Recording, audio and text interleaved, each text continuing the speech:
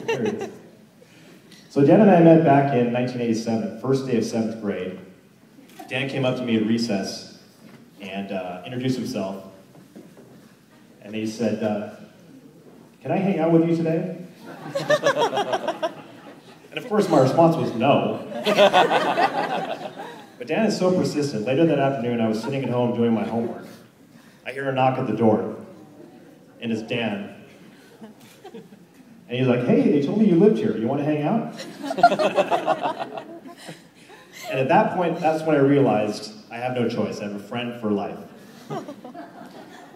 So you'd think that after 25 years, I, of anyone, would be able to recognize when Dan has finally found the perfect match. Which is exactly why I am so happy that Dan has finally found Angie.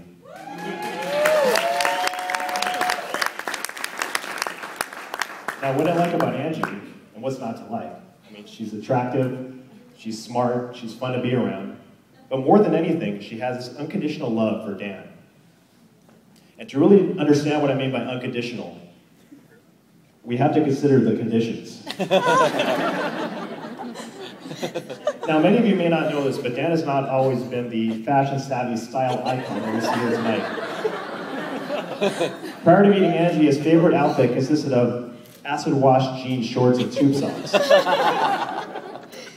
And this wasn't 1990, this was just 2 years ago. So we gotta give Angie credit, not just for improving Dan's style, but also for finally convincing him to buy a new car. Because prior to that, when Dan showed up for their first date in his 1993 champagne-colored Saturn with the furry steering wheel, Angie was able to look past the car and see the man behind the wheel.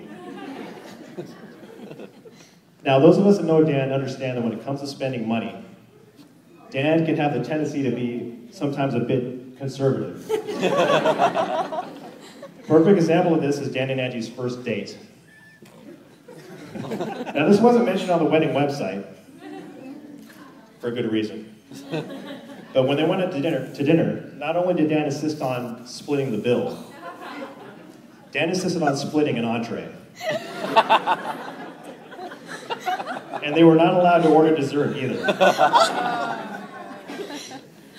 Finally, there's the untold story about Dan and Angie's first kiss. Now, Dan made me promise not to say anything about this. So Dan, I apologize, I guess I'm breaking the rules here. Now, I understand that Dan hasn't kissed many girls since the 7th grade. However, this first kiss more closely resembled the CPR training that Angie received while she was studying to be a nurse. Anyway, my point is, in all seriousness, my point is, Angie was able to look past all these superficial things and see the guy that I've known all these years, a guy that's loyal, trustworthy, honest, dependable, sincere, and really just an overall good guy who's got a lot of love to give. I may be the best man tonight, but Angie's found something even better. She's found the best Dan.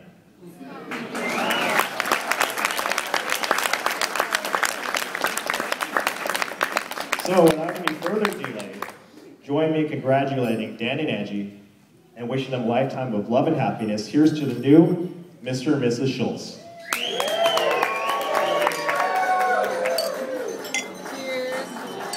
Cheers. Cheers, cheers. All right, I would like to once again introduce Julie, our maid of honor for the evening. She would also like to say some words. It's all you.